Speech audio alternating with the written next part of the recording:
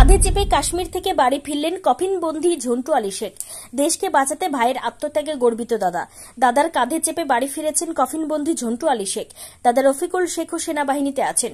Rafiqul artillery রেজিমেন্টের সুবেদার। 1 বছর হলো তারও পোস্টিং কাশ্মীরে।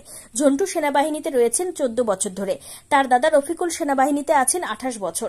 দেশকে বাঁচাতে ভাইয়ের আত্মত্যাগে গর্বিত দাদা। সেখান থেকে ব্যারাকপুরে এনে আজ ভোর 5টা নাগাদ গার্ড অফ অনার দেওয়া হয় কাশ্মীরে জঙ্গিদের সঙ্গে এনকাউন্টারে নিহত সেনার স্পেশাল ফোর্সের কমান্ডো ঝন্টু আলী শেখকে। দেহ নিয়ে যাওয়া হয়েছে নদিয়ার তেহট্টের বাড়িতে। আমরাও মুসলিম, কিন্তু ওদের মনে বিদ্বেষ, ওরা মুসলিম নয়। আমার স্বামীও পছন্দ করত না, বলতো ধর্ম এক হলেও ওদের সঙ্গে আমাদের কোনো মিল নেই। পাকিস্তানের বিরুদ্ধে কঠোর পদক্ষেপের দাবি জানালেন সেনার স্পেশাল ফোর্সের কমান্ডো নিহত ঝন্টু আলী শেখের স্ত্রী। একসময় আগ্রায় ছিলেন ঝন্টু, তার স্ত্রী ছেলে মেয়ে এখনো সেখানেই থাকেন। 1.5 বছর আগে কাশ্মীরে পোস্টিং হয় ঝন্টুর। পহেলগাঁওয়ে নাশকতার পর জঙ্গিদের ধরতে অভিযান চালায় ভারতীয় সেনা। উধমপুরে সেনা জঙ্গি এনকাউন্টারে নিহত হন ভারতীয় সেনার 6 প্যারা SF এর হাবিলদার ঝন্টু আলী শেখ।